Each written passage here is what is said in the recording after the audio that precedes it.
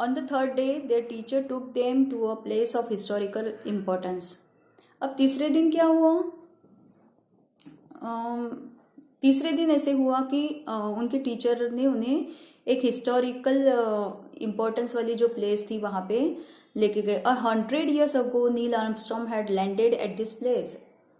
100 साल पहले जब नील आर्मस्ट्रॉन्ग, बहुत ही बड़े साइंटिस्ट थे वो, एस्ट्रोनॉट, उन्होंने यहाँ पे सबसे पहले लैंडिंग किया था. उस जगह पे ये लोग जाने वाले थे. Everyone was looking forward to this visit to the historical monument. सब लोग राह देख रहे थे कि कब कब हम वहां पे जाएं. It was the oldest place in the history of man on the moon. और ये सबसे पुरानी जगह थी जब कोई इंसान ने वहां पे कदम रखा था.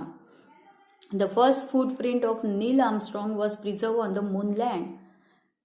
नील आर्मस्ट्रॉन्ग जो बहुत ही बड़े साइंटिस्ट या एस्ट्रोनॉट बोल सकते हैं, उन्होंने अपना पहला पाँव जहाँ पे रखा था उसके फुटप्रिंट्स वहाँ पे थे और वो बहुत अच्छे से संभाल के रखे गए थे ताकि लोगों को वो दिख सके.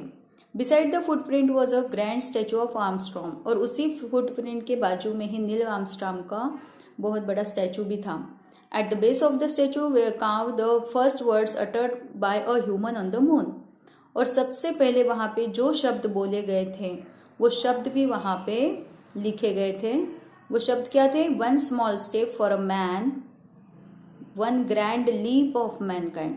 मतलब एक छोटा सा स्टेप जो होता है एक इंसान का, एक ही कदम, एक स्टेप जो होता है, छोटा सा जो स्टेप है वो बहुत बड़ा जंप हो सकता है पूरे मैनकाइंड के लिए, यानी पूरे मानव जाति के लिए वो बहुत बड़ा कदम हो सकता है.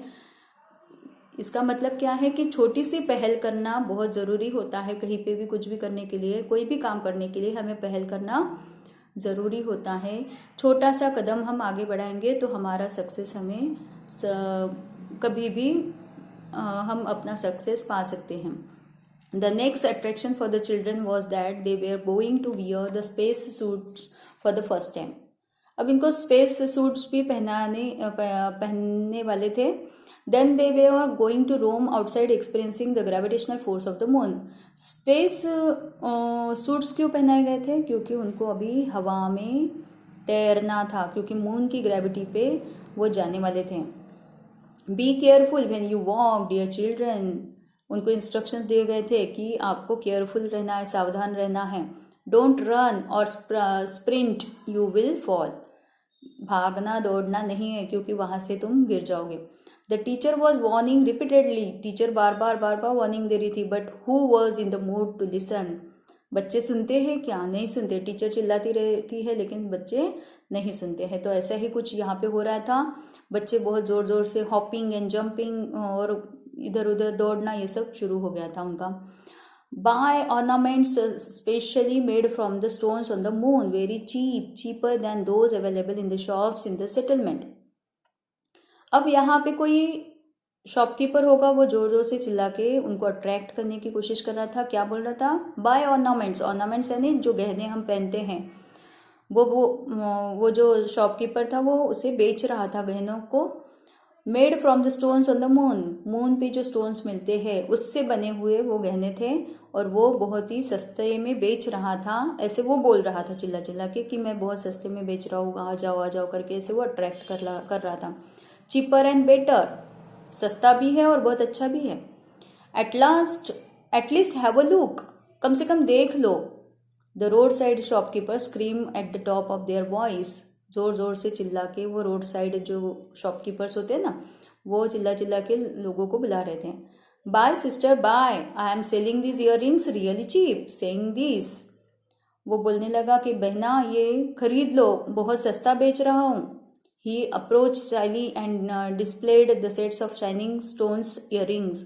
साइली को उसने बुलाया और उसे इयररिंग्स दिखाया. Saili suddenly remember her mother.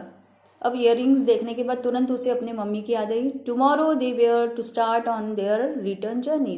कल तो वो लोग वापस जाने वाले थे, है ना, पृथ्वी पर. She had completely forgotten her mother in the last 3 days. और वो अपनी मम्मी को पूरी तरह से भूल गई थी 3 दिन में. शी फेल्ट टेरिबली गिल्टी, और उसको बहुत गिल्टी लग रहा था कि अरे यहाँ आने के बाद तो मैं अपनी मम्मी को ही भूल गई। Buy these sister, don't think much, cheaper and better, take it. वो शॉपकीपर फिर से उसको अट्रैक्ट करने लगा और बोलने लगा कि इसे खरीद लो, ये बहुत चीप भी है, बहुत सस्ते हैं और अच्छे भी हैं। Saili looked around, the other children had proceeded ahead. बाकी के बच्चे आगे चले गए थे और ये अपनी मम्मी को याद कर रही थी। Come on, give me those red year rings quick. फिर उसने आखिरकार वो ईयर रिंग्स खरीद ही लिए और बोलने लगी कि जल्दी दो मुझे।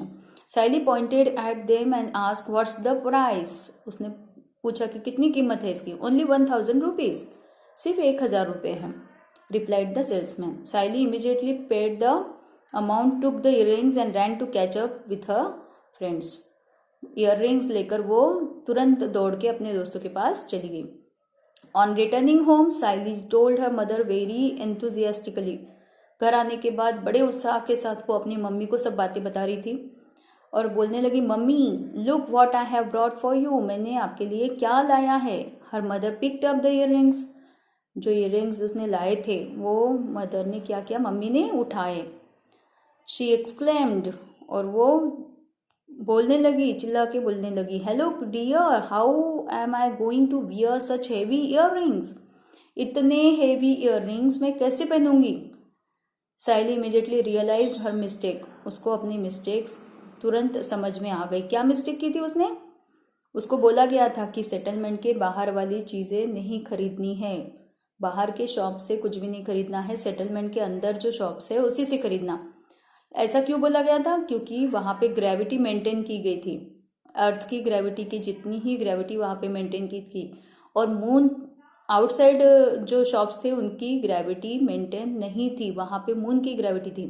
तो मून पे कोई भी चीज़ हल्की लगती है, लेकिन वो पृथ्वी पर भारी हो जाती है क्योंकि पृथ्वी उसे खींचती है, ग्रेविटेशनल फोर्स के कारण वो हेवी लगने लगते हैं अपने को। तो ये फ़र्क था, और उसको वहाँ ये बात समझ में नहीं आई थी कि अरे मुझे तो प्रिकॉशंस लेने के लिए बोला गया था, लेकिन मैंने भी वो इंस्ट्रक्शंस फॉलो नहीं किए। Saili had purchase the earrings in the field of the moon's gravity. Moon's gravity में उसने वो ईयररिंग्स खरीदे थे और इसीलिए वो पृथ्वी पर बहुत हेवी लगने लगे। सो ये जो स्टोरी है translated from the story bet by Laxman Londhe, इन्होंने जो लिखा हुआ है बेट करके उसमें से ये स्टोरी ली गई है। और ये बहुत बड़ा लेसन है, इसलिए मैंने इसको 3 पार्ट्स में डिवाइड किया है। 1 बाय 1 मैं आपको सेंड करूँगी, ठीक है। Thank you so much, have a nice day.